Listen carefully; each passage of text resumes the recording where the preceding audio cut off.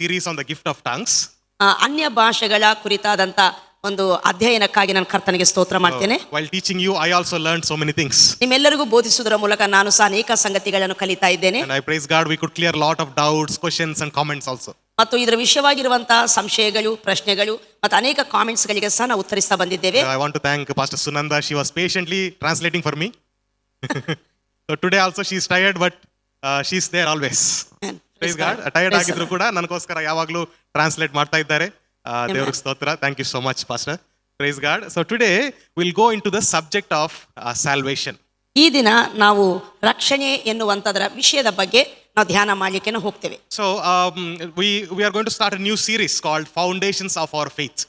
ಈ ದಿನ ಒಂದು ಹೊಸ ಸಂಗತಿಗಳನ್ನು ಅಧ್ಯಯನ ಮಾಡಲಿಕ್ಕಿದ್ದೇವೆ. ಅದೇನೆಂದ್ರೆ ಫೌಂಡೇಶನ್ಸ್, ಅಸ್ಥಿವಾರಗಳು ಎಂಬುದಾಗಿ. Okay, so we're going to talk about the salvation, the grace of God, gospel of Christ, all these things. ಈ ಒಂದು ಸಂಗತಿಗಳಲ್ಲಿ ಅಂದ್ರೆ ಅಸ್ಥಿವಾರಗಳ ಕುರಿತು ನಾವು ಧ್ಯಾನಿಸ್ತಿರುವಾಗ ಇದರಲ್ಲಿ ರಕ್ಷಣೆ ಮತ್ತು ದೇವರ ಕೃಪೆ ಮತ್ತು ಹೀಗೆ ಮುಂತಾದ ಕೆಲವು ಸಂಗತಿಗಳನ್ನು ನಾವು ಧ್ಯಾನ ಮಾಡಲಿಕ್ಕೆ ನಾವು ಹೋಗ್ತೇವೆ. Amen. So why we are talking about this again? ತಿರುಗಿ ಈ ಸಂಗತಿಗಳನ್ನು ಯಾಕೆ ನಾವು ಧ್ಯಾನ ಮಾಡ್ತಿದ್ದೇವೆ? Ask your neighbor, why we are talking about salvation? I'm already saved. ನಾವು ರಕ್ಷಣೆ ಈಗಾಗಲೇ ಹೊಂದಿದ್ದೇವಲ್ವಾ, ತಿರುಗಿ ರಕ್ಷಣೆ ಬಗ್ಗೆ ಯಾಕೆ ನಾವು ಧ್ಯಾನ ಮಾಡ್ತಿದ್ದೇವೆ? ನಿಮ್ಮ ಬದಿಯಲ್ಲಿದ್ದವರನ್ನು ಪ್ರಶ್ನೆ ಮಾಡಿ. Because even though we are saved, so many times we don't have in our mind, we don't have faith on that salvation. ನಾವು ರಕ್ಷಣೆ ಹೊಂದಿದವರಾಗಿದ್ದಾಗ್ಯೂ ಸಹ ನಮ್ಮ ಮನಸ್ಸಿನಲ್ಲಿ ರಕ್ಷಣೆ ಕುರಿತಾದ ನಿಶ್ಚಯತೆ ನಮಗೆ ಇರುವುದಿಲ್ಲ. See, Paul said in Ephesians chapter 6 verse 10 to 17, if you read, ಪೌಲನು ಎಫೆಸಿದವರಿಗೆ ಬರೆದಂತ ಪತ್ರಿಕೆ 6ನೇ ಅಧ್ಯಾಯ 10ರಿಂದ 17ನೇ ವಚನ ತನಕ ಆತನು ಹೀಗೆ ಹೇಳ್ತಾನೆ. ನಾವು ಓದಿಕೊಳ್ಳೋಣ. He talks about evil day. Shall we turn there? ಅಲ್ಲಿ ಆತನು ಕೆಟ್ಟ ದಿನದ ಬಗ್ಗೆ, ಕಠಿಣವಾದ ಸಮಯ ಅಥವಾ ದಿನದ ಬಗ್ಗೆ ಆತನು ಉಲ್ಲೇಖ ಮಾಡ್ತಾರೆ. So here Paul talks about the evil day, right? ಇಲ್ಲಿ ಪೌಲನು ಕೆಟ್ಟ ದಿನ ಅಥವಾ ಕಠಿಣವಾದ ದಿನ ಎಂಬುವಂತ ಒಂದು ಸಂಗತಿಯನ್ನು ಮಾತನಾಡ್ತಾರೆ. What can be evil day for a believer? Believers ಅಂದ್ರೆ ವಿಶ್ವಾಸಿಗಳಿಗೆ ಕೆಟ್ಟ ಒಂದು ದಿನ ಯಾವುದು ಅಥವಾ ಕಠಿಣವಾದ ದಿನ ಯಾವುದಾಗಿರುತ್ತದೆ? Okay, it is the day that our faith will be challenged, right? ಅದು ಯಾವ ದಿನ ಅಂದ್ರೆ ನಮ್ಮ ವಿಶ್ವಾಸಕ್ಕೆ, ನಮ್ಮ ನಂಬಿಕೆಗೆ ಸವಾಲು ಉಂಟಾಗುವ ದಿನ. Through circumstances, ಆ ಪರಿಸ್ಥಿತಿಗಳ ಮುಖಾಂತರ, through people, ಜನರ ಮೂಲಕ, through several things that we go through every day. ನಾವು ಪ್ರತಿನಿತ್ಯ ಹಾದು ಹೋಗುವಂತ ಅನೇಕ ಸಂಗತಿಗಳ ಮೂಲಕ, when our prayers get delayed, ನಮ್ಮ ಪ್ರಾರ್ಥನೆಗಳು ವಿಳಂಬವಾಗುವಾಗ, okay, or if you are waiting for something to happen in life but nothing is happening, ನಮ್ಮ ಜೀವನದಲ್ಲಿ ಏನಾದರೂ ನಡೆಯಬೇಕೆಂಬುದಾಗಿ ನಾವು ನಿರೀಕ್ಷಿಸ್ತಾ ಇರ್ತೇವೆ, ಬಟ್ ಅದು ಆಗ್ತಾ ಇಲ್ಲ. it challenges our faith. ಅದು ನಮ್ಮ ನಂಬಿಕೆಯನ್ನು ಸವಾಲು ಮಾಡುವಂತದ್ದಾಗಿರ್ತದೆ. And then Paul calls it as an evil day, right? ಅದನ್ನೇ ಪೌಲನು ಹೇಳ್ತಾನೆ ಕಠಿಣವಾದ ದಿನ ಅಥವಾ ಕೆಟ್ಟ ದಿನ ಎಂಬುದಾಗಿ. Evil day means not only persecution, not only killing and destruction. ಕೆಟ್ಟ ದಿನ ಅಥವಾ ಖೇಡಿನ ದಿನ ಅಂತ ಹೇಳುವಾಗ ಶ್ರಮೆ, ಹಿಂಸೆಯ ದಿನ ಮಾತ್ರವಲ್ಲ. Any time that your faith is challenged. ಅದು ಯಾವುದೇ ಸಮಯವಾಗಿರಬಹುದು, ನಿನ್ನ ನಂಬಿಕೆಗೆ ಸವಾಲು ಉಂಟಾದ ದಿನ ಅದು. Paul makes it clear that we are fighting against the spiritual enemy, not physical enemy. ಪೌಲನು ಇಲ್ಲಿ ಹೇಳ್ತಾ ಇದ್ದಾರೆ, ನಾವು ರಕ್ತ ಮಾಂಸಗಳಿಗೆ ವಿರುದ್ಧವಾಗಲ್ಲ, ಆಕಾಶ ಮಂಡಲದಲ್ಲಿ ಕೆಲಸ ಮಾಡುವ ದುರಾತ್ಮಗಳ ಸಮೂಹಗಳಿಗೆ ವಿರೋಧವಾಗಿ ನಾವು ಹೋರಾಟ ಮಾಡುವವರಾಗಿರ್ತೇವೆ ಎಂಬುದಾಗಿ. And he says that wear the armor of God. ಆತನು ಹೇಳ್ತಾ ಇದ್ದಾನೆ, ದೇವರು ದಯಪಾಲಿಸುವ ಸರ್ವಾಯುಧಗಳನ್ನು ನೀವು ಧರಿಸಿಕೊಳ್ಳಿರಿ. In the armor of God, he is talking about helmet, right? Helmet. Can we read that portion? ಆ ಸರ್ವಾಯುಧಗಳನ್ನು ಆತನು ಮಾತನಾಡ್ತಾ ಅದರಲ್ಲಿ ರಕ್ಷಣೆ ಎಂಬ ಶಿರಸ್ತ್ರಾಣ ಎಂಬುದಾಗಿ ಆತನು ಅದರ ಬಗ್ಗೆ ಹೇಳ್ತಾರೆ. ನಾವು ಕೆಳಗಡೆ ವಚನಗಳನ್ನು ಓದೋಣ. ಸತ್ಯವೆಂಬ ನಡುಕಟ್ಟನ್ನು ಕಟ್ಟಿಕೊಂಡು, ನೀತಿ ಎಂಬ ವಜ್ರ ಕವಚವನ್ನು ಧರಿಸಿಕೊಂಡು, ಸಮಾಧಾನದ ವಿಷಯವಾದ ಸುವಾರ್ತೆಯನ್ನು ತಿಳಿಸುವುದರಲ್ಲಿ ಸಿದ್ಧವಾದ ಮನಸ್ಸೆಂಬ ಕೆರೆಗಳನ್ನು ಮೆಟ್ಟಿಕೊಂಡು ನಿಲ್ಲಿರಿ, ಮತ್ತು ನಂಬಿಕೆ ಎಂಬ ಗುರಾಣಿಯನ್ನು ಹಿಡಿದುಕೊಳ್ಳಿರಿ. ಅದರಿಂದ ನೀವು ಕೆಳಕನ ಅಗ್ನಿ ಬಾಣಗಳನ್ನೆಲ್ಲ ಆರಿಸುವುದಕ್ಕೆ ಶಕ್ತರಾಗುವಿರಿ. ಇದಲ್ಲದೆ ರಕ್ಷಣೆ ಎಂಬ ಶಿರಸ್ತ್ರಾಣವನ್ನು ಇಟ್ಟುಕೊಂಡು ಪವಿತ್ರಾತ್ಮನು ಕೊಡುವ ದೇವರ ವಾಕ್ಯವೆಂಬ ಕತ್ತಿಯನ್ನು ಹಿಡಿಯಿರಿ. Amen. Amen. Praise God. Here is talking about ರಕ್ಷಣೆ ಎಂಬ ಶಿರಸ್ತ್ರಾಣವು, helmet of salvation. ಇಲ್ಲ, ಆತನು ಹೇಳ್ತಾ ಇದ್ದಾನೆ ರಕ್ಷಣೆ ಎಂಬ ಶಿರಸ್ತ್ರಾಣ ಎಂಬುದಾಗಿ. Okay, in another portion Paul talks about this helmet of salvation as hope in the salvation. ಇದರ ಕುರಿತೇ ಇಲ್ಲಿ ರಕ್ಷಣೆ ಎಂಬ ಶಿರಸ್ತ್ರಾಣ ಅಂತ ಏನು ಹೇಳ್ತಿದ್ದಾರೋ ಇದರ ಬಗ್ಗೆ ಇನ್ನೊಂದು ಕಡೆ ಆತನು ಮಾತನಾಡ್ತಾ ರಕ್ಷಣೆಯ ನಿರೀಕ್ಷೆ ಎಂಬುದಾಗಿ ಸಹ ಆತನು ಮಾತನಾಡ್ತಾರೆ. So the salvation is like helmet for us. ರಕ್ಷಣೆ ಅನ್ನುವಂಥದ್ದು ನಮಗೆ ಶಿರಸ್ತ್ರಾಣ ಇದ್ದ ಹಾಗೆ. What does helmet do? ಶಿರಸ್ತ್ರಾಣ ಏನು ಮಾಡ್ತೈತೆ? Protect what? Right. Our head, right? ನಮ್ಮ ತಲೆಯನ್ನು ಅದು ಕಾಪಾಡುತ್ತದೆ, ಭದ್ರಪಡಿಸುತ್ತದೆ. In war, ಯುದ್ಧದಲ್ಲಿ if soldier is fighting in war, ಸೈನಿಕರು ಯುದ್ಧದಲ್ಲಿ ಹೋರಾಡ್ತಿರುವಾಗ, okay, if a bullet hits or any harm or wounds happen, they can still fight or they can still survive. ನೋಡಿ, ಅವರ ದೇಹದಲ್ಲಿ ಯಾವುದೇ ಭಾಗಕ್ಕೆ ಗಾಯಗಳಾದಾಗ ಅಥವಾ ಬುಲೆಟ್ಗಳು ಯಾವುದೇ ಆಯುಧ ತಾಗಿದ್ರೂ ಸಹ ಅವರು ಯುದ್ಧವನ್ನು ಮುಂದುವರಿಸಬಹುದು. But if something hits the head, ಆದರೆ ಅವರ ತಲೆಗೆ ಪೆಟ್ಟಾದರೆ they can't do anything. ಅವ್ರೇನು ಮಾಡ್ಲಿಕ್ಕಾಗಲ್ಲ. Such soldiers, they drag them and go to their wards. ಬೇರೆ ಸೈನಿಕರು ಅವರನ್ನು ಎಳೆದು ಬದಿಗೆ ನಿಲ್ಲಿಸಬೇಕಾಗ್ತದೆ. That head is so important for anybody. ಯಾರಿಗಾದ್ರೂ ಸಹ ತಲೆ ಅನ್ನುವಂಥದ್ದು ಬಹಳ ಮುಖ್ಯವಾದಂತ ಅಂಗವಾಗಿದೆ. And Paul talks about a Roman soldier's dress and he says that our salvation is like the helmet for that soldier. ಆ ರೋಮ ಸೈನಿಕರ ಒಂದು ಅವರ ಡ್ರೆಸ್ ಅನ್ನು ನೋಡ್ತಾ ಆತನು ಹೋಲಿಸ್ತಾ ಇದ್ದಾನೆ, ನಮ್ಮ ರಕ್ಷಣೆ ಎಂಬುವಂಥದ್ದು ಶಿರಸ್ತ್ರಾಣಕ್ಕೆ ಸಮಾನ ಎಂಬುದಾಗಿ. And it is the hope of salvation, right? ಅದು ರಕ್ಷಣೆಯ ನಿರೀಕ್ಷೆ ಎಂಬುದಾಗಿ ಸಹ ಹೇಳಲ್ಪಟ್ಟಿದೆ. Amen. Praise God. Praise the Lord. So we all received salvation. We all received salvation ನಾವೆಲ್ಲರೂ ರಕ್ಷಣೆಯನ್ನು ಹೊಂದಿದವರಾಗಿದ್ದೇವೆ by believing in what Christ has done. ಕ್ರಿಸ್ತನಲ್ಲಿ ದೇವರು ಏನು ಮಾಡಿದ್ದಾನೆ ಅದನ್ನು ನಂಬುವುದರ ಮೂಲಕ. And this is only by his grace. ಇದು ಕೇವಲ ಆತನ ಕೃಪೆಯ ಮುಖಾಂತರ. We receive it by faith, right? ನಾವು ನಂಬಿಕೆ ಮೂಲಕ ರಕ್ಷಣೆಯನ್ನು ಹೊಂದಿದವರಾಗಿದ್ದೇವೆ. Okay, and that became what? Our helmet. ಅದು ನಮಗೆ ಶಿರಸ್ತ್ರಾಣವಾಗಿ ಇರುವಂತದ್ದಾಗಿದೆ. So in other words, it is protecting your what happens in the head? What is happening in the what process happens in the head? ತಲೆಯಲ್ಲಿ ಏನೆಲ್ಲ ಸಂಗತಿಗಳು ನಡೆಯುವಂತವಾಗಿರ್ತವೆ? Thoughts, ಆಲೋಚನೆಗಳು, right? So your thoughts or entire process of your body, everything starts from where? In your brain or in your head. ನೋಡಿ, ನಿಮ್ಮ ದೇಹದಲ್ಲಿ ಏನೆಲ್ಲ ಆಗ್ತೈತೋ ಅದೆಲ್ಲ ಪ್ರಾರಂಭವಾಗುವಂತದ್ದು ನಮ್ಮ ಬ್ರೈನ್ ಅಲ್ಲಿ, ನಮ್ಮ ತಲೆಯಲ್ಲಿ ಆಲೋಚನೆಗಳ ಮೂಲಕವಾಗಿ. So hope of salvation is so important for a believer. ಆದ್ದರಿಂದ ರಕ್ಷಣೆಯ ನಿರೀಕ್ಷೆ ಅನ್ನುವಂಥದ್ದು ವಿಶ್ವಾಸಿಗಳಿಗೆ ಬಹಳ ಮುಖ್ಯವಾದಂತ ವಿಷಯ. You know, devil cannot directly touch you. ಸೈತಾನನು ಡೈರೆಕ್ಟ್ ಆಗಿ ಟಚ್ ಮಾಡ್ಲಿಕ್ಕೆ ಆಗಲ್ಲ. He cannot come with a sword and say, hey, I'm standing in front of you, I'll kill you. He won't say that. ಸೈತಾನನ ಕತ್ತಿ ಈಟೆ ಹಿಡ್ಕೊಂಡು ಬಂದುಬಿಟ್ಟು ನಮ್ಮ ಎದುರಲ್ಲಿ ನಿಂತುಕೊಂಡು ಬಿಟ್ಟು ನಮ್ಮನ್ನು ಎದುರಿಸುವುದಿಲ್ಲ. Okay, but he will always try to attack where? Your head. Thoughts. Yes. ಆತನು ಯಾವಾಗಲೂ ಸೈತಾನನು ಯಾವಾಗಲೂ ಸಹ ನಮ್ಮನ್ನು ಎದುರಿಸುವಂಥದ್ದು ನಮ್ಮ ಆಲೋಚನೆಗಳ ಮೂಲಕವಾಗಿರ್ತಾನೆ. So that is when, if you have hope in that salvation, in what Christ has done for you, then you will not be shaken. ನೋಡಿ, ಯಾವಾಗಾದ್ರೆ ದೇವರು ಕ್ರಿಸ್ತನಲ್ಲಿ ಏನು ಮಾಡಿದ್ದಾನೋ ಅದನ್ನು ನಂಬುವುದರ ಮೂಲಕ ನೀವು ಸಿಕ್ಕಿರುವಂತಹ ರಕ್ಷಣೆಯಲ್ಲಿ ನೀವು ನಿರೀಕ್ಷೆ ಉಳ್ಳವರಾಗಿದ್ದರೆ ಸೈತಾನನು ಯಾವ ರೀತಿ ನಿಮ್ಮ ಆಲೋಚನೆಗಳನ್ನು ಕೆಡಿಸುವುದಕ್ಕೆ ಆಗುವುದಿಲ್ಲ. Amen. Praise God. You will stand strong because you know in your thoughts, in your actions, in your faith, you know what you are in Christ. ನಿಮಗೆ ಕ್ರಿಸ್ತನಲ್ಲಿ ನೀವು ಏನಾಗಿದ್ದೀರೋ ನಿಮ್ಮ ಆಲೋಚನೆಗಳಲ್ಲಿ, ನಿಮ್ಮ ರಕ್ಷಣೆ ವಿಷಯದಲ್ಲಿ ನೀವು ತಿಳುವಳಿಕೆಯನ್ನು ಹೊಂದಿದವರಾಗಿರೋದ್ರಿಂದ ನೀವು ಎಷ್ಟು ಮಾತ್ರಕ್ಕೂ ಅವನಿಗೆ ನೀವು ಎದುರು ಕದಲುವುದಿಲ್ಲ. Praise the Lord. Praise the Lord. So Paul wrote 2 letters about this. ಇದರ ವಿಷಯವಾಗಿ ಪೌಲನು 2 ಪತ್ರಿಕೆಗಳನ್ನು ಆತನು ಬರೆಯುತ್ತಾನೆ. He wrote a letter to the church of Rome. ಇಲ್ಲಿ ರೋಮ ಇರುವಂತಹ ಸಭೆಗೆ ಆತನು ಒಂದು ಪತ್ರಿಕೆಯನ್ನು ಬರೆಯುತ್ತಾರೆ. He also wrote another letter to the church of Galatia. ಮತ್ತು ಗಲಾತ್ಯದವರಿಗೆ ಬರೆದಂತ ಇನ್ನೊಂದು ಪತ್ರಿಕೆಯಲ್ಲಿ ಈ ವಿಷಯಗಳನ್ನು ಉಲ್ಲೇಖ ಮಾಡ್ತಾರೆ. And we don't know the author of Hebrews letter, but that letter also talks about this. ಹಿಬ್ರೂ ಪತ್ರಿಕೆಯನ್ನು ಬರೆದಂತ ರಚಯಿತೆ ಯಾರು ನಮಗೆ ಗೊತ್ತಿಲ್ಲ, ಬಟ್ ಆದರೆ ಇಬ್ರಿಯರಿಗೆ ಬರೆದಂತ ಪತ್ರಿಕೆಯಲ್ಲಿ ಸಹ ಈ ರಕ್ಷಣೆ ಕುರಿತಾದ ಸಂಗತಿಗಳು ಬರೆಯಲ್ಪಟ್ಟಿರುವಂತವಾಗಿದ್ದಾವೆ. So based on writing style, many say that Hebrews also Paul only wrote. ಹಿಬ್ರಿ ಪತ್ರಿಕೆ ಬರೆದಂತ ಶೈಲಿಯನ್ನು ಯೋಚನೆ ಮಾಡುವಾಗ ಅನೇಕರು ಹೇಳ್ತಾರೆ ಇದನ್ನು ಸಹ ಪೌಲನೇ ಬರೆದಿರುತ್ತಾನೆ ಎಂಬುದಾಗಿ. Okay, usually Paul starts his letter saying that I Paul, a servant of Christ, or I am Paul, the minister of Christ, like that, apostle of Christ. ಪೌಲನು ತನ್ನ ಪದ್ಧತಿ ಏನಂದ್ರೆ ಯಾವುದೇ ಪತ್ರಿಕೆಯನ್ನು ಬರೆಯುವಾಗ ಪ್ರಾರಂಭದಲ್ಲಿ ನಾನು ದೇವರ ಸೇವಕನಾದ ಪೌಲನು ಬರೆಯುವುದೇನೆಂದರೆ ಎಂಬುದಾಗಿ ಆತನು ಪ್ರಾರಂಭ ಮಾಡುವ ಆತನಾಗಿರ್ತಾನೆ. But in Hebrew he doesn't write like that, so there is a small doubt whether he wrote or not. ಆದರೆ ಹಿಬ್ರಿ ಪತ್ರಿಕೆಯಲ್ಲಿ ನೋಡುವಾಗ ಆ ರೀತಿಯಾದಂಥ ಯಾರು ಬರೆದಿದ್ದಾರೆ ಅವರ ಪರಿಚಯಲ್ಲಿ ಗೊತ್ತಾಗುವುದಿಲ್ಲ. ಆದ್ರಿಂದ ಒಂದು ಸಣ್ಣ ಸಂಶಯ ಕ್ರೈಸ್ತವ ಸಮಾಜದಲ್ಲಿ ಇರುವಂತದ್ದಾಗಿದೆ. However, these 3 letters talk a lot about our salvation, grace of God, gospel of Christ. ಈ 3 ಪತ್ರಿಕೆಗಳು ರೋಮ, ಗಲಾತಿ ಮತ್ತು ಹಿಬ್ರಿ ಪತ್ರಿಕೆಯಲ್ಲಿ ನಾವು ನೋಡ್ತೇವೆ ರಕ್ಷಣೆ, ದೇವರ ಕೃಪೆ, ಯೇಸು ಕ್ರಿಸ್ತನ ಸುವಾರ್ತೆ. ಈ 3 ಸಂಗತಿಗಳ ಬಗ್ಗೆ ಈ 3 ಪತ್ರಿಕೆಗಳಲ್ಲಿ ಹೆಚ್ಚಾಗಿ ನಾವು ನೋಡುವಂತವರಾಗಿರ್ತೇವೆ. Praise the Lord. Praise the Lord. So I'll just briefly tell about this. ಈ ಸಂಗತಿಗಳ ಬಗ್ಗೆ ನಾನು ಕ್ಲುಪ್ತವಾಗಿ ಹೇಳಿಕ್ಕೆ ಇಷ್ಟಪಡ್ತೇನೆ. When Paul was ministering to the people, ಪೌಲನು ಜನರಿಗೆ ಆತನ ಸೇವೆಯನ್ನು ಮಾಡ್ತಿರುವಾಗ, he was constructing the churches. I mean, planting the churches. He was equipping the leaders. ಸಭೆಗಳನ್ನು ಸ್ಥಾಪಿಸುತ್ತಾ ಮತ್ತು ನಾಯಕರನ್ನು ಆತನು ಬಲಪಡಿಸುತ್ತಾ ಇರುವಾಗ, okay, he faced one problem. ಆತನಿಗೆ ಒಂದು ಸಮಸ್ಯೆ ಎದುರಾಗುವಂತದ್ದಾಗಿರ್ತದೆ. In church there were Jews and Gentiles, Greeks also. Yes. ಆ ಸಭೆಗಳಲ್ಲಿ ಯಹೂದ್ಯರು ಮತ್ತು ಅನ್ಯರು ಇಬ್ಬರು ಸಹ ಇರುವಂತವರಾಗಿದ್ದರು. So Jews were saying that, Christianity is just extension of Judaism. ಯಹೂದ್ಯರು ಹೇಳ್ತಿರುವಂತಹ ಸಂಗತಿ ಏನಂದ್ರೆ ಕ್ರೈಸ್ತವತ್ವ ಅನ್ನುವಂಥದ್ದು ಮತ್ತು ಯಹೂದ ಮತ ಅಥವಾ ಯಹೂದ್ಯ ಮತ ಮುಂದುವರೆದಂತ ಭಾಗ ಎಂಬುದಾಗಿ. So they used to say that this is us only, we are only Jewish people. ಕ್ರೈಸ್ತವತ್ವ ಅನ್ನುವಂಥದ್ದು ನಮ್ಮಿಂದ ಪ್ರಾರಂಭವಾಗಿದೆ, ಅದು ನಮಗೆ ಸಂಬಂಧಪಟ್ಟದ್ದು, ನಾವೇ ಅದು ಎಂಬುದಾಗಿ. So they always thought that Christ is a savior for Jewish people. ಅವ್ರು ಯಾವಾಗಲೂ ಹೀಗೆ ಆಲೋಚನೆ ಮಾಡುವವರಾಗಿದ್ದರು, ಕ್ರಿಸ್ತನು ಯಹೂದ್ಯರ ರಕ್ಷಕನಾಗಿದ್ದಾನೆಂಬುದಾಗಿ. But Paul was always teaching that he is the savior for the humanity. ಆದರೆ ಪೌಲನು ಯಾವಾಗಲೂ ಹೀಗೆ ಉಪದೇಶ ಮಾಡ್ತಾ ಇದ್ದ, ಯೇಸು ಕ್ರಿಸ್ತನು ಇಡೀ ಮಾನವ ಜಾತಿಗೆ ಆತನ ರಕ್ಷಕನಾಗಿದ್ದಾನೆಂಬುದಾಗಿ. So when Gentiles were there, Jewish people used to think that these are low class people.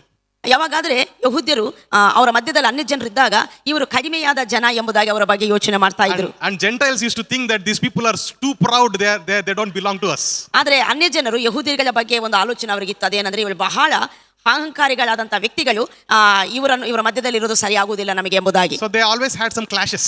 ಅವರ ಮಧ್ಯದಲ್ಲಿ ಯಾವಾಗಲೂ ಸಹ ಕೆಲವು ಗಲಾಟೆಗಳು ಅಥವಾ misunderstandings ಇರುವಂತವಾಗಿದ್ದವು. So Paul writes in many letters saying that there is no difference between Jew or Gentile, male or female, master or slave, in Christ Jesus we are all one. ಪೌಲನು ಅನೇಕ ಪತ್ರಿಕೆಗಳಲ್ಲಿ ಈ ಸಂಗತಿಗಳನ್ನು ಕ್ಲಿಯರ್ ಮಾಡ್ತಾ ಆತನು ಹೇಳ್ತಾನೆ, ಯಹೂದ್ಯ, ಗ್ರೀಕ ಅಥವಾ ಮ್ಲೇಚ್ಛ, ಹೂಣ, ಪುರುಷ, ಸ್ತ್ರೀ ಅನ್ನುವಂತ ಯಾವ ಭೇದವಿಲ್ಲ, ಕ್ರಿಸ್ತನಲ್ಲಿ ನಾವೆಲ್ಲರೂ ಒಂದೇ ಆಗಿದ್ದೇವೆ ಎಂಬುದಾಗಿ. Amen. Praise God. But there were some Jews who are called as Judaizers. ಅದರ ಮಧ್ಯದಲ್ಲಿರುವಂತಹ ಕೆಲವು ಯಹೂದ್ಯರು ಯಹೂದ್ಯ ಮತಾವಲಂಬಿಗಳು ಎಂಬುದಾಗಿ ಕರೆಯಲ್ಪಡ್ತಾ ಇದ್ರು. They used to tell to the believers or to the church that Christ is our savior only, Jewish savior, so you have to follow all the Jewish laws also. ಈ ಜುಡೈಸರ್ಸ್ ಅಂದ್ರೆ ಯಹೂದ್ಯ ಮತಾವಲಂಬಿಗಳು ಅನ್ನುವಂತ ಈ ಪಂಗಡದ ಈ ಜನರು ಅವ್ರು ಹೇಳ್ತಿರುವಂತಹ ಸಂಗತಿ ಏನಂದ್ರೆ, ಯೇಸು ಕ್ರಿಸ್ತನು ನಮ್ಮ ಯಹೂದ್ಯ ಜಾತಿಗಳ ರಕ್ಷಣೆಗಾಗಿ ಬಂದಿರುವಂತಾತನು. ಒಂದು ವೇಳೆ ಅನ್ಯರು ಕ್ರಿಸ್ತನಲ್ಲಿ ನಂಬಿಕೆ ಇಡುವಂತದ್ದಾದ್ರೆ ನೀವು ನಿಮ್ಮ ಯಹೂದ್ಯ ಮತದ ಎಲ್ಲಾ ಸಂಪ್ರದಾಯಗಳನ್ನು, ಪದ್ಧತಿಗಳನ್ನು ನೀವು ಆಚರಣೆ ಮಾಡಲೇಬೇಕು ನಿಮ್ಮ ರಕ್ಷಣೆ ನಿಮಿತ್ತ ಎಂಬುದಾಗಿ. So one side Paul was preaching grace. ಒಂದು ಕಡೆ ಪೌಲನು ಕೃಪೆಯ ಕುರಿತು ಆತನು ಉಪದೇಶ ಮಾಡ್ತಾ ಇದ್ದಾರೆ. After he goes, these fellows used to come and tell that you have to follow this law, you have to wear this kind of dress, you have to follow food, this kind of food, everything they used to say. ಪೌಲನು ಎಲ್ಲರಿಗೂ ಪ್ರತ್ಯಕ್ಷವಾದಂತಹ ದೇವರ ಕೃಪೆಯ ಬಗ್ಗೆ ಉಪದೇಶ ಮಾಡಿ ಹೋದ ನಂತರ ಈ ಜನರು ಯಹೂದ್ಯ ಮತಾವಲಂಬಿಗಳು ಯಾರಿದ್ದಾರೆ ಇವರು ಮತ್ತು ಇಲ್ಲ, ನೀವು ಕ್ರಿಸ್ತನನ್ನು ನಂಬಿ ರಕ್ಷಣೆಯಲ್ಲಿ ನೀವು ಮುಂದುವರಿಬೇಕಾದ್ರೆ ಯಹೂದ್ಯ ಮತವನ್ನು ಸಹ ನೀವು ಅವಲಂಬಿಸಬೇಕು, ಅದರಲ್ಲಿರುವ ಪದ್ಧತಿಗಳನ್ನು ನೀವು ಆಚರಿಸಬೇಕು ಎಂಬುದಾಗಿ ಬೋಧನೆ ಮಾಡ್ತಾ ಇದ್ರು. They used to say you have to get circumcised also. ಅವರು ಹೇಳ್ತಾ ಇದ್ರು ನೀವು ಸುನ್ನತಿಯನ್ನು ಸಹ ಮಾಡಿಸಿಕೊಳ್ಳಲೇಬೇಕು ಎಂಬುದಾಗಿ. So when Christ has set us free from the law, they used to bring the yoke again. ನೋಡಿ, ಯೇಸು ಕ್ರಿಸ್ತನು ಧರ್ಮಶಾಸ್ತ್ರದ ನೊಗದಿಂದ ನಮ್ಮನ್ನು ಬಿಡುಗಡೆ ಮಾಡಿದ್ದಾನೆ. ಹೀಗಿದ್ದಾಗಿ ಸಹ ತಿರುಗಿ ಅವರು ಯಹೂದ್ಯ ಮತಾವಲಂಬಿಗಳು ತಿರುಗಿ ಆ ನೊಗದ ಕೆಳಗೆ ಜನರನ್ನು ತರುವ ಪ್ರಯತ್ನವನ್ನು ಮಾಡ್ತಾ ಇದ್ರು. So he in the letter of Galatia, he strongly rebukes these people. ಈ ಗಲಾತ್ಯದವರಿಗೆ ಬರೆದ ಪತ್ರಿಕೆಯಲ್ಲಿ ಈ ಜನರನ್ನು, ಯಹೂದ್ಯ ಮತಾವಲಂಬಿಗಳನ್ನು, ಅವರ ಮಾತನ್ನು ಕೇಳುವಂತ ಜನರನ್ನು ಪೌಲನು ಬಹಳ ಕಠಿಣವಾಗಿ ಮತ್ತು ಆತನು ಗದರಿಸುವಂತದ್ದನ್ನು ನಾವು ನೋಡ್ತೇವೆ. Let's read one scripture portion, Galatians 1:8-9. ನಾವೆಲ್ಲರೂ ಈ ಒಂದು ವಾಕ್ಯ ಭಾಗವನ್ನು ಓದೋಣ. ಗಲಾತ್ಯದವರಿಗೆ ಬರೆದಂತಹ ಪತ್ರಿಕೆ 1ನೇ ಅಧ್ಯಾಯ 8-9 ವಚನಗಳನ್ನು ನಾನು ಓದ್ತೇನೆ. ಗಲಾತ್ಯ ಪತ್ರಿಕೆ 1ನೇ ಅಧ್ಯಾಯ 6ರಿಂದ ಓದೋಣ. ಕ್ರಿಸ್ತನ ಕೃಪೆಯಿಂದ ನಿಮ್ಮನ್ನು ಕರೆದಾತನನ್ನು ನೀವು ಇಷ್ಟು ಬೇಗ ಬಿಟ್ಟು ಬೇರೆ ಸುವಾರ್ತೆಯನ್ನು ಹಿಡಿದಿರುವುದಕ್ಕೆ ಆಶ್ಚರ್ಯ ಪಡುತ್ತೇನೆ. ಅದು ಸುವಾರ್ತೆಯೇ ಅಲ್ಲ. ಆದರೆ ಕೆಲವರು ನಿಮ್ಮಲ್ಲಿ ಭೇದವನ್ನು ಹುಟ್ಟಿಸುತ್ತಾ ಕ್ರಿಸ್ತನ ಸುವಾರ್ತೆಯನ್ನು ಮಾರ್ಪಡಿಸುವುದಕ್ಕೆ ಅಪೇಕ್ಷಿಸುತ್ತಾ ಇದ್ದಾರೆ. ಆದರೂ ನಾವು ನಿಮಗೆ ಸಾರಿದ ಸುವಾರ್ತೆಗೆ ವಿರುದ್ಧವಾದದ್ದನ್ನು ನಾವೇ ಆಗಲಿ, ಪರಲೋಕದಿಂದ ಬಂದ ದೇವದೂತನೇ ಆಗಲಿ ನಿಮಗೆ ಸಾರಿದರೆ ಶಾಪಗ್ರಸ್ತನಾಗಲಿ.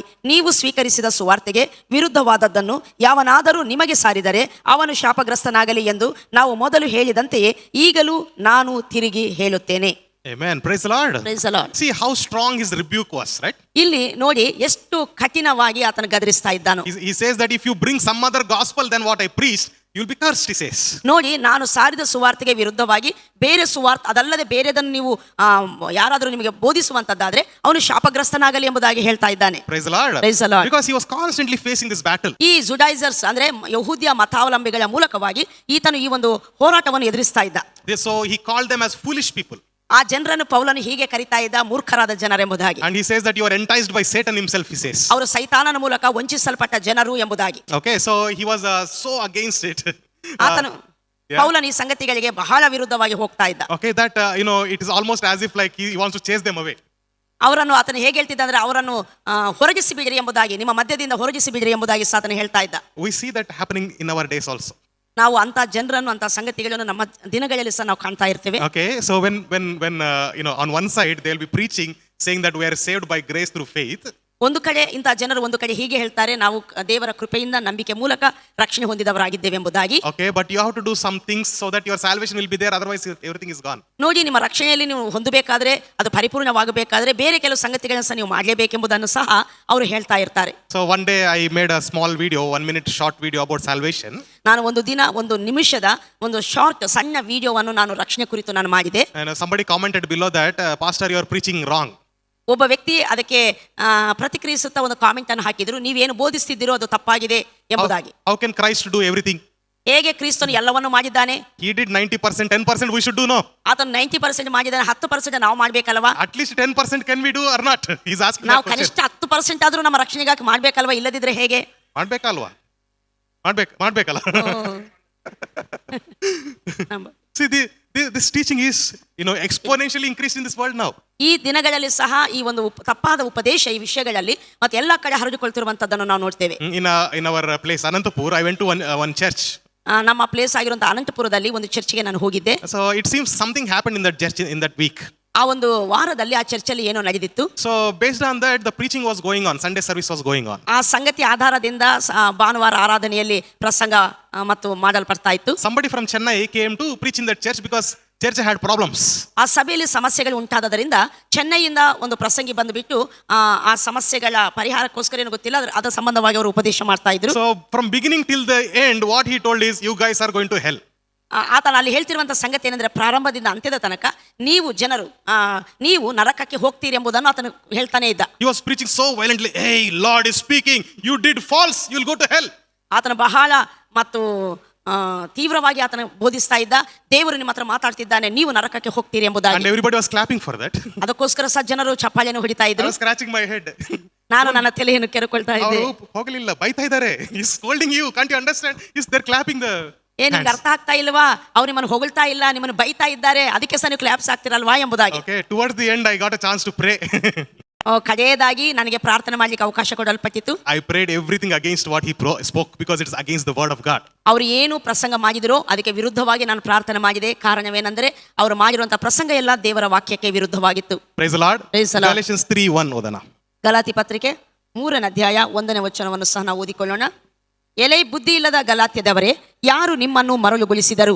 ಯೇಸು ಕ್ರಿಸ್ತನು ಶಿಲುಬೆಗೆ ಹಾಕಿಸಿಕೊಂಡವನಾಗಿ ನಿಮ್ಮ ಕಣ್ಣೆದುರಿನಲ್ಲಿ ವರ್ಣಿಸಲ್ಪಟ್ಟನಲ್ಲವೇ? Praise the Lord. Praise the Lord. See how strongly Paul is saying, who made you like this?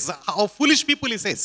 ಇಲ್ಲ, ಆತನು ಹೇಳ್ತಿದ್ದಾನೆ, ಬಹಳ ಕಠಿಣವಾಗಿ ಅವರನ್ನು ಗದರಿಸ್ತಾ ಆತನು ಹೇಳ್ತಿದ್ದಾನೆ, ಬುದ್ಧಿ ಇಲ್ಲದ ಗಲಾತ್ಯದವರೇ, ನಿಮ್ಮನ್ನು ಮರಳುಗೊಳಿಸಿದವರು ಯಾರು ಎಂಬುದಾಗಿ. He's saying that in front of your eyes only Christ gave his life for you. ನಿಮ್ಮ ಕಣ್ಣೆದುರಿನಲ್ಲಿ ಶಿಲುಬೆಗೆ ಹಾಕಿಸಿಕೊಳ್ಳಲ್ಪಟ್ಟ ಯೇಸು ಕ್ರಿಸ್ತನು ವರ್ಣಿಸಲ್ಪಟ್ಟನಲ್ಲವಾ ಎಂಬುದಾಗಿ. How can you so be enticed by some other gospel so soon? ಬೇರೆ ಸುವಾರ್ತೆಯ ಮೂಲಕ ಹೇಗೆ ಇಷ್ಟು ಶೀಘ್ರವಾಗಿ ನೀವು ಮರಳುಗೆ ಒಳಗಾಗಿದ್ದೀರಿ ಎಂಬುದಾಗಿ. 5ನೇ ಅಧ್ಯಾಯ ಹೋದ್ರೆ 5ನೇ ಅಧ್ಯಾಯ 3-4 Galatians 5:3-4. ಸುನ್ನತಿ ಮಾಡಿಸಿಕೊಳ್ಳುವ ಪ್ರತಿಯೊಬ್ಬನಿಗೆ ನೀನು ಧರ್ಮಶಾಸ್ತ್ರದಲ್ಲಿ ಹೇಳಿರುವುದನ್ನೆಲ್ಲ ಮಾಡುವ ಹಂಗಿನಲ್ಲಿದ್ದೀ ಎಂದು ತಿರುಗಿ ಪ್ರಮಾಣವಾಗಿ ಹೇಳುತ್ತೇನೆ. ನಿಮ್ಮಲ್ಲಿ ಯಾರ್ಯಾರು ಕರ್ಮಗಳಿಂದ ನೀತಿವಂತರಾಗಬೇಕೆಂದಿರುತ್ತೀರೋ ಅವರು ಕ್ರಿಸ್ತನಿಂದ ಅಗಲಿ ಹೋದರು, ಕೃಪಾಶ್ರಯದೊಳಗಿಂದ ಬಿದ್ದು ಹೋದರು. Praise the Lord. Praise the Lord. See, these people, Judaizers, were telling them, now you have to undergo circumcision. ನೋಡಿ, ಯಹೂದ್ಯ ಮತಾವಲಂಬಿಗಳು ಹೇಳ್ತಾ ಇದ್ದಾರೆ, ನೀವು ರಕ್ಷಣೆಯನ್ನು ಪರಿಪೂರ್ಣರಾಗಬೇಕಾದ್ರೆ ಸುನ್ನತಿಯನ್ನು ಮಾಡಿಸಿಕೊಳ್ಳಬೇಕು ಎಂಬುದಾಗಿ. Because you have to become one of us, they were saying. ನೀವು ಸುನ್ನತಿಯನ್ನು ಮಾಡಿಸಿಕೊಳ್ಳುವುದರ ಮೂಲಕ ಯಹೂದ್ಯರಾದ ನಮ್ಮ ಜೊತೆಯಲ್ಲಿ ನೀವು ಸೇರಿಸಲ್ಪಡ್ತೀರಿ ಎಂಬುದಾಗಿ. So Paul is rebuking them, saying that if you want to follow the law again you are bringing that burden back. What Christ has done is ineffective for you. ನೋಡಿ, ನೀವು ಯಾವಾಗಾದ್ರೆ ಧರ್ಮಶಾಸ್ತ್ರವನ್ನು ಅನುಸರಿಸುತ್ತಾ ಸುನ್ನತಿ ಮಾಡಿಸಿಕೊಳ್ಬೇಕಂತಾದ್ರೆ ನೀವು ಕ್ರಿಸ್ತನು ಏನು ಮಾಡಿದ್ದಾನೋ ಅದರಿಂದ ನೀವು ತಪ್ಪಿ ಹೋಗುವಂತವರಾಗಿದ್ದೀರಿ. ನೀವು ಧರ್ಮಶಾಸ್ತ್ರದಲ್ಲಿ ಹೇಳಲ್ಪಟ್ಟ ಪ್ರತಿಯೊಂದನ್ನು ನೀವು ಅನುಸರಿಸಬೇಕಾಗ್ತದೆ ಎಂಬುದಾಗಿ. Praise the Lord. Praise the Lord. See, this kind of gospel is not gospel. Okay. ಈ ರೀತಿಯಾದಂತ ಸುವಾರ್ತೆ ಇದು ಸುವಾರ್ತೆಯೇ ಅಲ್ಲ. It is a mixed gospel, right? ಇದು ಕಲಬರಿಕೆಯ ಸುವಾರ್ತೆ ಆಗಿರ್ತದೆ. Okay, mixed gospel is not gospel. ಕಲಬರಿಕೆಯ ಸುವಾರ್ತೆಯೇ ಅಲ್ಲ. So that's why Paul is saying that Christ is ineffective. What he has done is ineffective for you because you are believing in grace and law also. ನೀವು ಕೃಪೆಯನ್ನು ಮತ್ತು ಧರ್ಮಶಾಸ್ತ್ರವನ್ನು ಎರಡನ್ನೂ ನೀವು ಅನುಸರಿಸಬೇಕಂತಾದ್ರೆ ಕ್ರಿಸ್ತನಿಂದ ನಿಮಗೆ ಏನು ಪ್ರಯೋಜನವಿಲ್ಲ ಎಂಬುದನ್ನು ಪೌಲನು ಹೇಳ್ತಾ ಇದ್ದಾನೆ. Praise the Lord. Praise the Lord. So this is called as a performance based salvation. ಈ ಒಂದು ರೀತಿಯಾದ ರಕ್ಷಣೆ ಅನ್ನುವಂಥದ್ದು ನಾವು ಏನಾದರೂ ಮಾಡುವುದರ ಮೂಲಕ ಹೊಂದುವಂತ ರಕ್ಷಣೆ ಆಗಿರ್ತದೆ. Praise the Lord. Praise the Lord. Have you heard anybody saying you have to confess your sins to be saved? ನೋಡಿ, ನೀವು ಯಾರಾದರೂ ಕೇಳಿದ್ದೀರಾ ನೀವು ರಕ್ಷಣೆ ಹೊಂದಬೇಕಾದ್ರೆ ನಿಮ್ಮ ಪಾಪಗಳನ್ನೆಲ್ಲ ನೀವು ಅರಿಕೆ ಮಾಡಬೇಕೆಂಬುದನ್ನು? ಕೇಳಿದ್ರಾ? ಎಸ್. ಅದು ಸರಿಯಾ, ಕರೆಕ್ಟಾ? ನೋ, ನೀವು ವಾಟ್ ಯು ಥಿಂಕ್, ಕರೆಕ್ಟಾ ಅಲ್ವಾ? ಅದು ಕರೆಕ್ಟಾ ಅಲ್ವಾ? ರಕ್ಷಣೆ ಹೊಂದಬೇಕಾದ್ರೆ ಹೇಳ್ತಾನಲ್ಲ, ನಾವು ಪಾಪಗಳನ್ನ ಅರಿಕೆ ಮಾಡಬೇಕು, ಆಗ ಅವರು ಕ್ಷಮಿಸ್ತಾರೆ ಎಂಬುದಾಗಿ. ಅಲ್ಲಲ್ಲ, ಈಗ ಕೇಳ್ತಾ ಇದ್ದಾರಲ್ಲ, ಕೆಲವರು ಹೇಳ್ತಾ ಇರ್ತಾರೆ ನೀವು ರಕ್ಷಣೆ ಹೊಂದಬೇಕಾದ್ರೆ ನೀವು ನಿಮ್ಮ ಪಾಪಗಳನ್ನ ಅರಿಕೆ ಮಾಡಬೇಕು ಎಂಬುದಾಗಿ ನಾವು ಕೇಳ್ತಾ ಇರ್ತೇವಲ್ವಾ? ಅದು ಸರಿ ಅಲ್ಲವಾ? ಸರಿ ಅಂತ ಹೇಳುವಾಗ ನೀವೆಲ್ಲ ಅಲ್ಲ ಹೇಳಿದ್ರಿ. ಹಾಗಾದ್ರೆ ಯೋಹಾನ ಬರೆದಂತ ಪತ್ರಿಕೆ 1ನೇ ಅಧ್ಯಾಯ 9ನೇ ವಚನದಲ್ಲಿ ನಾವು ನೋಡ್ತೇವೆ, ನೀವು ನಿಮ್ಮ ಪಾಪಗಳನ್ನು ಅರಿಕೆ ಮಾಡಿದರೆ ಆತ ನೀತಿವಂತನೂ ನಂಬಿಕಸ್ಥನ ಆಗಿರುವುದರಿಂದ ನಿಮ್ಮೆಲ್ಲಾ ಪಾಪಗಳನ್ನು ಕ್ಷಮಿಸಿ ಎಲ್ಲಾ ದುರ್ನೀತಿಯಿಂದ ನಿಮ್ಮನ್ನು ತಪ್ಪಿಸ್ತಾನೆ, ರಕ್ಷಿಸ್ತಾನೆ ಎಂಬುದಾಗಿ. ಹಾಗಾದ್ರೆ ಅದು ಹೇಗೆ ಅರಿಕೆ ಮಾಡ್ಬೇಕಂತ ಉಂಟಲ್ಲವಾ? ಈಗ ಅರಿಕೆ ಮಾಡ್ಬೇಕಾ ಬೇಡವಾ? Should we confess our sins to be saved? ನಾವು ರಕ್ಷಣೆ ಹೊಂದುವುದಕ್ಕಾಗಿ ನಮ್ಮ ಪಾಪಗಳನ್ನು ಅರಿಕೆ ಮಾಡ್ಬೇಕಾ ಬೇಡವಾ? ಅಗತ್ಯವಾ? ರಕ್ಷಣೆಗಾಗಿ ಪಾಪಗಳನ್ನು ಅರಿಕೆ ನಮ್ಮ ಪಾಪಗಳನ್ನೆಲ್ಲ ಒಪ್ಪಿಕೊಂಡ್ರೆ ಆತನ ರಕ್ಷಿಸ್ತಾನೆ, ಅನ್ನುವಂಥದ್ದು ಸರಿನಾ? If you want to, right? If you want to confess your sins, you have to write down all the list. Can you remember everything? ನೋಡಿ, ನಾವು ರಕ್ಷಣೆ ಹೊಂದಬೇಕಾದ್ರೆ ನಾವು ಮಾಡಿರುವ ಪ್ರತಿ ಪಾಪವನ್ನು ತಪ್ಪದೇ ಅರಿಕೆ ಮಾಡಿದರೆ ಮಾತ್ರ ರಕ್ಷಣೆ ಸಿಕ್ತೈತೆ ಅನ್ನುವಂಥದ್ದಾದ್ರೆ ನಾವು ಹುಟ್ಟಿದಾಗಿಂದ ಮಾಡಿದ ಪಾಪಗಳನ್ನು ಎಲ್ಲವೂ ನಮಗೆ ನೆನಪಿರಲಿಕ್ಕೆ ಚಾನ್ಸ್ ಇಲ್ಲ. ಆದ್ರಿಂದ ಅದು ಸಾಧ್ಯ ಆಗ್ತೈತಾ? ಅದರ ಮೂಲಕ ರಕ್ಷಣೆ ಸಿಗ್ತೈತಾ? It's not possible, right? Okay, so for example, I'll give you one example. A good Christian, perfect in every way, is very perfect. ನೋಡಿ, ಒಳ್ಳೆ ಕ್ರೈಸ್ತವ ಆತನ ಎಲ್ಲಾ ವಿಷಯಗಳಲ್ಲಿ ಸಹ ಪರಿಪೂರ್ಣವಾಗಿರುವಂತ ಒಬ್ಬ ವ್ಯಕ್ತಿ. He was going in bike. ಆತನು ಬೈಕಲ್ಲಿ ಪ್ರಯಾಣ ಮಾಡ್ತಿದ್ದಾನೆ. Something happened on the way. ದಾರಿ ಮಧ್ಯದಲ್ಲಿ ಏನೋ ಸಂಭವಿಸಿತು. He turned back and scolded the driver, some other driver going by. ಆತನು ಬದಿಗೆ ತಿರುಗಿ ಇನ್ನೊಬ್ಬ ಡ್ರೈವರ್ ಅನ್ನು ಅವರು ಬೈತಾರೆ. Okay, let's say he scolded bad word. ಕೆಟ್ಟ ಮಾತನ್ನು ಅವರಿಗೆ ಬೈತಾರೆ. Until that point of his life, he was perfect. ಆ ಸಮಯದ ತನಕ ಆತನು ಪರಿಪೂರ್ಣವಾಗಿ ಪರ್ಫೆಕ್ಟ್ ಆಗಿದ್ದಂತ ವ್ಯಕ್ತಿ. But at that moment he sinned because he spoke profane words, bad words. ಆದ್ರೆ ಆ ಸಂದರ್ಭದಲ್ಲಿ ಸಿಟ್ಟು ಬಂದು ಬೇರೆ ಡ್ರೈವರ್ ಮೇಲೆ ಅವರು ಕೆಟ್ಟ ಮಾತುಗಳಿಂದ ಬೈತಾರೆ. When he was scolding like that, one lorry came and hit him. ಹಾಗೆ ಬೈತಿರುವಾಗ ಒಂದು ಲಾರಿ ಬಂದು ಈತನಿಗೆ ಹೊಡೆಯಿತು. He passed away. ಆತನ ಸತ್ತು ಹೋದ. Will he go to heaven or hell? ಆತನ ಪರಲೋಕಕ್ಕೆ ಹೋಗ್ತಾನ, ನರಕಕ್ಕೆ ಹೋಗ್ತಾನ? Heaven or hell? Heaven? Okay, pastor says heaven. What about you? Don't raise hand because pastor said. You think and tell. Pastor ಅವರು ಪರಲೋಕಕ್ಕೆ ಹೋಗ್ತಾರ ಅಂತ ಹೇಳ್ತಿದ್ದಾರೆ, ನೀವೇನು ಹೇಳ್ತೀರಾ? Yeah, he is really saved. Now what happens? But he scolded, no? Yeah. ಆತನ ರಕ್ಷಣೆ ಹೊಂದಿದ್ದಾನೆ, ರಕ್ಷಣೆ ಹೊಂದಿದ್ರೆ ಹೋಗ್ತಾರೆ ಗ್ಯಾರಂಟಿ ಅಂತ ಪಾಸ್ಟರ್ ಅವರು ಹೇಳ್ತಿದ್ದಾರೆ. ಬಟ್ ಆದ್ರೆ ರಕ್ಷಣೆ ಹೊಂದಿದ್ದಾನೆ, ಬಟ್ ಈಗ ಬೈದಿದ್ದಾನಲ್ವಾ ಕೆಟ್ಟ ಮಾತು. Okay, I want to add one more thing. He did not have time to say sorry to God. He did not have time to repent. ಯಾಕಂದ್ರೆ ಅಲ್ಲಿ ತಪ್ಪು ಮಾಡಿದ ಮೇಲೆ ಕ್ಷಮೆ ಕೇಳಲಿಕ್ಕೂ ಸಹ ಸಮಯ ಎಲ್ಲ ಕೂಡಲೇ ಸತ್ತು ಹೋದ. ಬೈದಿದ್ದಾನೆ, ದೇವರೇ ನಾನು ಕ್ಷಮಿಸಿ ಅಂತ ಹೇಳೋದಕ್ಕೊಳಗೆ ಆಕ್ಸಿಡೆಂಟ್ ಆಯ್ತು. ಈಗ ಏನ್ ಮಾಡೋಣ? Where he will go? ಆತನ ಎಲ್ಲಿಗೆ ಹೋಗ್ತಾನೆ? Praise the Lord. Amen. Amen. So we don't go to heaven or hell because of what we have done, right? ನಾವು ಏನು ಮಾಡಿದ್ದೇವೋ ನಮ್ಮ ನೀತಿ ಕ್ರಿಯೆಗಳಿಂದ ನಾವು ಪರಲೋಕಕ್ಕೆ ಹೋಗುವುದಿಲ್ಲ. ಕ್ರಿಸ್ತನು ನಮಗೋಸ್ಕರ ಏನು ಮಾಡಿದ್ದಾನೋ ಅದನ್ನು ನಂಬುವುದರಿಂದ ನಾವು ಪರಲೋಕಕ್ಕೆ ಹೋಗುವವರಾಗಿರ್ತೇವೆ. Amen. Because of what he has already done, he has done on the cross by his death, burial, resurrection, right? We believe in what he has done, so heaven is ours. ಆತನ ಮರಣ, ಹೂಣಲ್ಪಡುವಿಕೆ, ಪುನರುತ್ಥಾನದ ಮೂಲಕ ಆತನ ಶಿಲುಬೆಯಲ್ಲಿ ಏನನ್ನು ಮಾಡಿದಾನೋ ಅದರ ಆಧಾರದಿಂದ ಅದರ ಮೇಲೆ ನಂಬಿಕೆ ಇಡುವುದರ ಮೂಲಕವಾಗಿ ನಾವು ರಕ್ಷಣೆ ಹೊಂದಿ ಪರಲೋಕಕ್ಕೆ ಹೋಗುವವರಾಗಿರ್ತೇವಾಗಲಿ ನಾವು ಏನು ಮಾಡಿದ್ದೇವೋ ಆ ಕ್ರಿಯೆಗಳಿಂದ ನಾವು ಪರಲೋಕಕ್ಕೆ ಹೋಗುವವರಾಗಿರುವುದಿಲ್ಲ. Praise the Lord. Praise the Lord. Hallelujah. Hallelujah. So it is not based on your performance or my performance or church performance or pastor's performance. It is what Jesus has done. ನೀವು ಏನು ಸಾಧಿಸಿದಿರೋ ನಿಮ್ಮ ಕ್ರಿಯೆಗಳಿಂದ ಅಥವಾ ಸಭೆಯ ಕ್ರಿಯೆಗಳಿಂದ ಅಥವಾ pastors ಕ್ರಿಯೆಗಳಿಂದ ಇದರ ಮೂಲಕ ನಾವು ಪರಲೋಕಕ್ಕೆ ಹೋಗುವಂತವರಾಗಿರುವುದಿಲ್ಲ. Praise God. Praise the Lord. So the dependency, how do you identify false gospel? Is by observing what they are saying about your salvation. The salvation, burden of salvation is on the people, or burden of the salvation is on the Lord himself. ನೋಡಿ, ಪೌಲನು ಹೇಳುವಂತಹ ಸುವಾರ್ತೆಗಳ ಮೂಲಕ ನಾವು ಹೇಗೆ ಸರಿಯಾದ ಸುವಾರ್ತೆಯನ್ನು ಗುರುತಿಸುವಂಥದ್ದಂದ್ರೆ ನಾವು ನೋಡ್ತೇವೆ ಜನರ ರಕ್ಷಣೆ ಅನ್ನುವಂಥದ್ದು ಜನರ ಮೇಲೆ ಡಿಪೆಂಡ್ ಆಗಿದೆಯಾ, ಆ ಭಾರ ಅನ್ನುವಂಥದ್ದು ಜನರು ಮಾಡುವ ಕಾರ್ಯಗಳ ಮೇಲೆ ರಕ್ಷಣೆ ಸಿಗ್ತದಾ ಅಥವಾ ಅದು ಕ್ರಿಸ್ತನ ಮೇಲೆ ಆ ಭಾರ ರಕ್ಷಿಸುವಂಥ ಭಾರ ಆತನು ಹೊಂದಿದ್ದಾನ ಅಂದ್ರೆ ಆತನು ಮಾಡಿರೋ ಕಾರ್ಯಗಳ ಮೂಲಕ ನಮಗೆ ರಕ್ಷಣೆ ಸಿಗ್ತದಾ, ಇದ್ರ ಬಗ್ಗೆ ಏನು ಹೇಳ್ತಿದ್ದಾರೋ ಅದರ ಮೇಲೆ ಪೌಲನ ಸುವಾರ್ತೆ ಯಾವುದೋ ನಾವು ಗುರುತಿಸಲಿಕ್ಕೆ ಸಾಧ್ಯವಾಗ್ತದೆ. Praise God. Praise the Lord. A very famous verse we'll read, Romans 3:2. ಇಲ್ಲಿ ಇದಕ್ಕೆ ಸಂಬಂಧಪಟ್ಟ ಒಂದು ಪ್ರಸಿದ್ಧವಾದ ವಾಕ್ಯ, ಇದನ್ನು ನಾವು ಓದೋಣ. ರೋಮ ಪತ್ರಿಕೆ 3:23. ಹೆಚ್ಚು ಕಡಿಮೆ ಏನೂ ಇಲ್ಲ, ಎಲ್ಲರೂ ಪಾಪ ಮಾಡಿ ದೇವರ ಮಹಿಮೆಯನ್ನು ಹೊಂದದೆ ಹೋಗಿದ್ದಾರೆ. Amen. Amen. Praise God. Praise the Lord. See here, this verse is declaring very clearly that whether you are Jew or Gentile, whether you are Kannadiga or from Andhra, doesn't matter. Everybody fell short of glory. ಇಲ್ಲಿ ದೇವರ ವಾಕ್ಯ ಬಹಳ ಸ್ಪಷ್ಟವಾಗಿ ಹೇಳ್ತೈತೆ. ನೀನು ಯಹೂದ್ಯನಾಗಿರ್ಬೋದು ಅಥವಾ ಅನ್ಯನಾಗಿರ್ಬೋದು ಅಥವಾ ಬೇರೆ ಯಾವುದೇ ಭಾಷೆ ಯಾವುದೇ ಪ್ರಾಂತಕ್ಕೆ ಸೇರಿರುವ ವ್ಯಕ್ತಿ ಆಗಿರ್ಬೋದು, ಇಲ್ಲಿ ಯಾವ ಭೇದವೂ ಇಲ್ಲ, ಎಲ್ಲರೂ ಪಾಪ ಮಾಡಿ ದೇವರ ಅನುಗ್ರಹಿಸುವ ಮಹಿಮೆಯನ್ನು ಹೊಂದದೆ ಹೋಗಿದ್ದಾರೆ ಎಂಬುದಾಗಿ. Since everybody lost that glory, everybody needs a savior. ನೋಡಿ, ಎಲ್ಲರೂ ದೇವರ ಮಹಿಮೆಯಿಂದ ಬಿದ್ದು ಹೋದ ಕಾರಣ ಎಲ್ಲರಿಗೂ ಸಹ ರಕ್ಷಕನ ರಕ್ಷಣೆಯ ಅಗತ್ಯವಿದೆ. Okay, praise the Lord. And what that savior has done is called as gospel actually. ನೋಡಿ, ರಕ್ಷಕನಾದ ವ್ಯಕ್ತಿ, ಬಿದ್ದು ಹೋದಂತ ವ್ಯಕ್ತಿಗಳನ್ನು ರಕ್ಷಿಸಕ್ಕೆ ಬಂದಂತ ರಕ್ಷಕನು ಏನು ಮಾಡಿದ್ದಾನೋ ಅದರ ಕುರಿತು ಹೇಳುವಂತದ್ದೇ ಸರಿಯಾದ ಸುವಾರ್ತೆ, ಸತ್ಯ ಸುವಾರ್ತೆ. Okay, what is real gospel? ಯಾವುದು ನಿಜವಾದ ಸುವಾರ್ತೆ? The real gospel is what Christ has done for you, not what you have done for Christ. ಸತ್ಯ ಸುವಾರ್ತೆ ಅಂದ್ರೆ ಏನಂದ್ರೆ ಕ್ರಿಸ್ತನು ನಿಮಗೋಸ್ಕರ ಏನು ಮಾಡಿದ್ದಾನೋ ಅದರ ಕುರಿತಾದ ವಾರ್ತೆ ಸತ್ಯ ಸುವಾರ್ತೆ. Okay, this word gospel in Greek, it's the word is written as evangelion. Okay, I think spelling gospel ಸುವಾರ್ತೆ ಅನ್ನುವಂಥ ಪದಕ್ಕೆ ಗ್ರೀಕ್ ಪದದಲ್ಲಿ ಯುವ್ಯಾಂಗಿಲಿಯನ್ ಎಂಬುವಂತ ಪದ ಉಪಯೋಗಿಸಲ್ಪಟ್ಟಿರುತ್ತದೆ. So from this word only evangelism came. Okay. ಈ ಒಂದು ಪದದಿಂದಲೇ ಎವಾಂಜಲಿಸಂ ಎಂಬುವಂತ ಪದ ಬಂದಿರುವಂತದ್ದಾಗಿದೆ. Okay, evangelion is the word used only for gospel.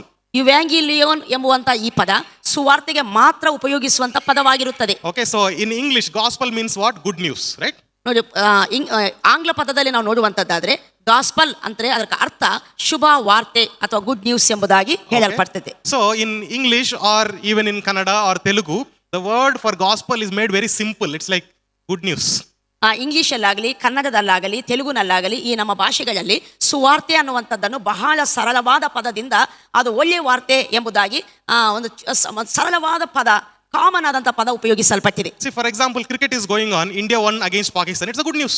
ನೋಡಿ, cricket ಆಗ್ತಾ ಇದೆ ಅಂತ ಎನಿಸಿ ಯಾವಾಗಾದ್ರೆ ನಮ್ಮ ಭಾರತ ವಿನ್ ಆದ್ರೆ ಅದರ ಬಗ್ಗೆ ಹೇಳುವಂತ ವಾರ್ತೆ ಸಹ ಶುಭ ವಾರ್ತೆ ತಾನೆ. Okay, but that's not gospel. ಆದ್ರೆ ಪ್ರತಿ ಶುಭ ವಾರ್ತೆ ಸುವಾರ್ತೆ ಅನ್ನುವಂತ ಗಾಸ್ಪಲ್ ಅನ್ನುವಂತ ಸಂಗತಿಗೆ ಹೋಲಿಕೆ ಆಗುವುದಿಲ್ಲ. Okay, but gospel is evangelion. ಆದ್ರೆ ಗಾಸ್ಪಲ್ಗೆ ಸರಿಯಾದಂತ ಪದ ಉಪಯೋಗಿಸಬೇಕಾದ ಪದ ಏನಂದ್ರೆ ಯುವ್ಯಾಂಗಿಲಿಯೋನ್ ಎಂಬುವಂತ ಪದ. Okay, the meaning is it is too good to be true. ಇವ್ಯಾಂಗಿಲಿಯೋನ್ ಎಂಬುವಂತ ಈ ಪದದ ಸರಿಯಾದ ಅರ್ಥವೇನೆಂದರೆ ನಂಬಲಿಕ್ಕೆ ಸಾಧ್ಯವಿಲ್ಲದಂತ ಸತ್ಯ ಎಂಬುದಾಗಿ. Okay, see, in Bible, in New Testament, it is used almost like 75 times. ಹೊಸ ಒಡಂಬಡಿಕೆಯಲ್ಲಿ ಈ ಪದ ಗಾಸ್ಪಲ್ ಇವ್ಯಾಂಗಿಲಿಯೋನ್ ಎಂಬ ಗ್ರೀಕ್ ಪದ 74ರಿಂದ 75 ಸಾರಿ ಉಪಯೋಗಿಸಲ್ಪಟ್ಟಿರುವಂತದ್ದಾಗಿದೆ. But in the other texts, that means that texts that are available in the world, this word is used only 2 to 3 times. That's all. ಆದ್ರೆ ನಮ್ಮ ಸತ್ಯವೇದದಲ್ಲಿ ಬಿಟ್ಟರೆ ಬೇರೆ ಲೋಕದಲ್ಲಿ ಯುವ್ಯಾಂಗಿಲಿಯೋನ್ ಎಂಬುವಂತ ಪದವನ್ನು ಹೆಚ್ಚು ಅಂದ್ರೆ 2 ಸಾರಿ 3 ಸಾರಿ ಮಾತ್ರ ಉಪಯೋಗಿಸಲ್ಪಟ್ಟಿರುವಂತದ್ದಾಗಿದೆ. Because there is nothing that good in the world. ಯಾಕಂದ್ರೆ ಈ ಪದವನ್ನು ಉಪಯೋಗಿಸುವಂತ ಶುಭ ಸಂಗತಿ ಲೋಕದಲ್ಲಿ ಎಲ್ಲೂ ಇಲ್ಲ, ಯಾವುದೂ ಇಲ್ಲ. Praise the Lord. Praise the Lord. Because there is nothing that good in the world, Paul uses this word for gospel. ಸುವಾರ್ತೆ ಅನ್ನುವಂಥ ಪದ, ಎವಾಂಗೆಲಿಯೋನ್ ಎಂಬುವಂಥ ಈ ಪದವನ್ನು ಉಪಯೋಗಿಸುವಂತ ಅಂಥ ಒಳ್ಳೆಯ ಸಂಗತಿ ಲೋಕದಲ್ಲಿ ಇಲ್ಲ. ಆದ್ರೆ ಸುವಾರ್ತೆ ಅಂಥ ಒಳ್ಳೆಯ ಸಂಗತಿ ಆಗಿರೋದ್ರಿಂದ ಪೌಲನು ಇದನ್ನು ವಿಶೇಷವಾಗಿ ಇದೇ ಪದವನ್ನು ಆಯ್ಕೆ ಮಾಡಿಕೊಂಡು ಉಪಯೋಗಿಸಿರುವಂತ ಆತನಾಗಿದ್ದಾನೆ. Praise the Lord. Praise the Lord. Well, in English, in Kannada, in Telugu, we don't have right word for evangelion, so we say it's good news. ನೋಡಿ, ಇವ್ಯಾಂಗಿಲಿಯೋನ್ ಎಂಬುವಂತ ಪದಕ್ಕೆ ನಮ್ಮ ಕನ್ನಡದಲ್ಲಿ, ತೆಲುಗುನಲ್ಲಿ, ಇಂಗ್ಲಿಷಲ್ಲಿ, ಹಿಂದಿಯಲ್ಲಿ ಸರಿಯಾದಂತ ಪದ, ಅದಕ್ಕೆ ಸರಿ ಸಮಾನವಾದಂತ ಪದ ನಮಗೆ ಇಲ್ಲ. ಆದ್ರಿಂದ ನಾವು ಬರೀ ಶುಭವಾರ್ತೆ, ಸುವಾರ್ತೆ ಎಂಬುವಂತ ಪದದೊಂದಿಗೆ ನಾವು ತೃಪ್ತರಾಗ್ತಾ ಇದ್ದೇವೆ. Praise the Lord. Praise the Lord. See, this gospel of God, Paul says one word, very profound word about that. Romans 1:16 and 17. ಈ ಸುವಾರ್ತೆ ಎನ್ನುವ ಸಂಗತಿಯನ್ನು ಪೌಲನು ವಿವರಿಸ್ತಾನೆ. ಅದಕ್ಕೆ ಒಂದು ಅದ್ಭುತವಾದ ವಾಕ್ಯ ನಾವು ನೋಡ್ತೇವೆ. ರೋಮ ಪತ್ರಿಕೆ 1ನೇ ಅಧ್ಯಾಯ 16-17 ವಚನಗಳು. ಆ ಸುವಾರ್ತೆಯು ದೇವರ ಬಲ ಸ್ವರೂಪವಾಗಿದ್ದು ಮೊದಲು ಯಹೂದ್ಯರಿಗೆ ಆಮೇಲೆ ಗ್ರೀಕರಿಗೆ ಅಂತೂ ನಂಬುವವರೆಲ್ಲರಿಗೂ ರಕ್ಷಣೆ ಉಂಟು ಮಾಡುವಂಥದ್ದಾಗಿದೆ. ಹೇಗೆಂದರೆ ದೇವರಿಂದ ದೊರಕುವ ನೀತಿಯು ಅದರಲ್ಲಿ ತೋರಿ ಬರುತ್ತದೆ. ನೀತಿವಂತನು ನಂಬಿಕೆಯಿಂದಲೇ ಬದುಕುವನೆಂಬ ಶಾಸ್ತ್ರೋಕ್ತಿಯ ಪ್ರಕಾರ ಆ ನೀತಿಯು ನಂಬಿಕೆಯ ಫಲವಾಗಿದ್ದು ನಂಬಿಕೆಯನ್ನು ಪ್ರಕಟಿಸುವಂತದ್ದಾಗಿದೆ. Amen. Praise the Lord. Praise the Lord. See, gospel, it says here, Paul is saying here, gospel is the power of God. ಇಲ್ಲಿ ಪೌಲನು ಹೇಳ್ತಾ ಇದ್ದಾನೆ, ಸುವಾರ್ತೆ ದೇವರ ಬಲ ಸ್ವರೂಪವಾಗಿದೆ ಎಂಬುದಾಗಿ. Praise the Lord. And the righteous will live by what? Faith. ನೀತಿವಂತನು ಯಾವುದರಿಂದ ಬದುಕುತ್ತಾನೆ?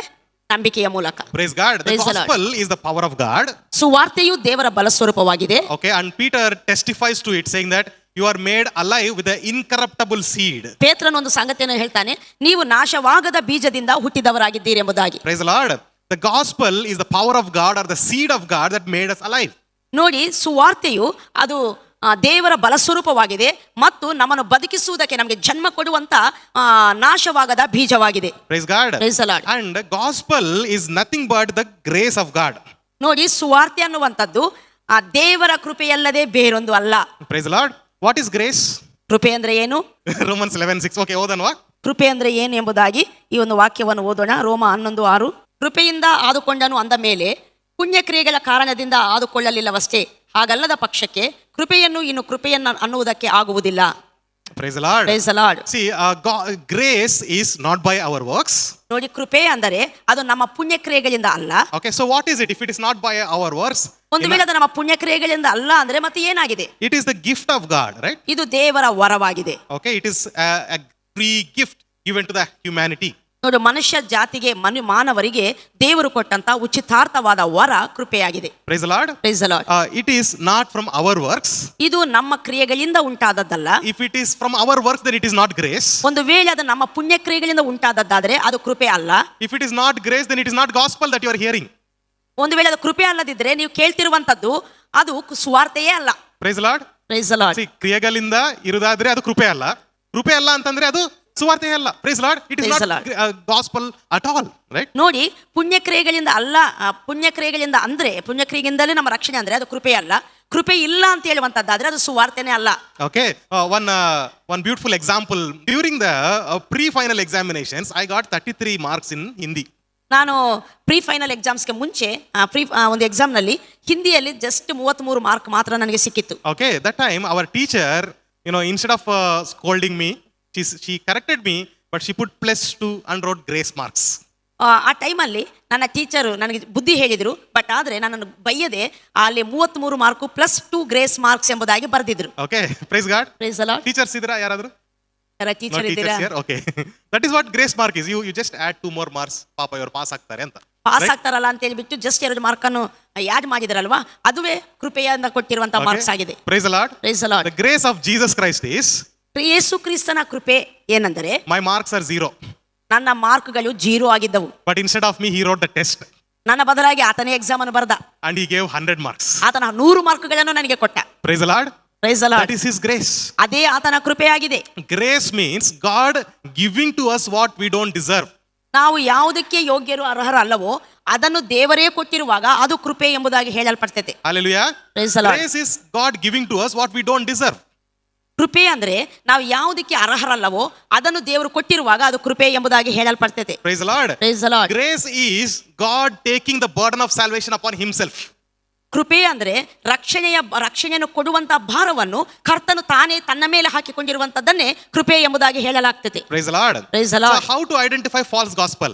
ತಪ್ಪಾದ ಸುವಾರ್ತೆ, ಸುಳ್ಳು ಸುವಾರ್ತೆ ಎಂಬುದಾಗಿ ಹೇಗೆ ನಾವು ಗುರುತಿಸಲಿಕ್ಕೆ ಸಾಧ್ಯವಾಗ್ತದೆ? Okay, whenever a gospel is preached to you and it is bringing burden of salvation on you, that is a false gospel. ಯಾವಾಗಾದ್ರೆ ಸುವಾರ್ತೆ ನಿಮಗೆ ಸಾರಲ್ಪಡ್ತೈತೋ ಅಥವಾ ನೀವು ಸುವಾರ್ತೆಯನ್ನು ಕೇಳುವವರಾಗಿರ್ತೀರೋ ಆ ಸಮಯದಲ್ಲಿ ರಕ್ಷಣೆಯ ಭಾರ, ರಕ್ಷಣೆ ಹೊಂದಬೇಕಂದ್ರೆ ನೀನು ಇದು ಮಾಡಬೇಕೆಂಬುದಾಗಿ ನಿಮ್ಮ ಮೇಲೆ ಭಾರ ಯಾವಾಗಾದ್ರೆ ಹೊರಿಸಲ್ಪಡ್ತೈತೋ ಆಗ ನೀವು ಅದನ್ನು ಗುರುತಿಸಬೇಕು, ಇದು ತಪ್ಪಾದ ಸುವಾರ್ತೆ ಅಥವಾ ಸುಳ್ಳು ಸುವಾರ್ತೆ ಎಂಬುದಾಗಿ. Praise the Lord. Praise the Lord. So today also we have Judaizers.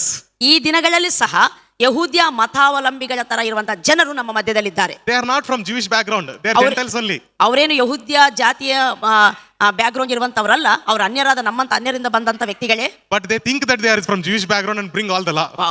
ಅವರು ತಮ್ಮನ್ನು ತಾವೇ ಯಹೂದ್ಯ ಜಾತಿಗೆ ಸಂಬಂಧಪಟ್ಟವರೆಂಬುದಾಗಿ ಎಣಿಸಿಕೊಂಡು ಯಹೂದ್ಯ ಮತದ ಧರ್ಮಶಾಸ್ತ್ರವನ್ನು ಅವಲಂಬಿಸಬೇಕೆಂಬ ಭಾರವನ್ನು ಸಭೆ ಮಧ್ಯದಲ್ಲಿ ತರುವಂತವರಾಗಿರ್ತಾರೆ.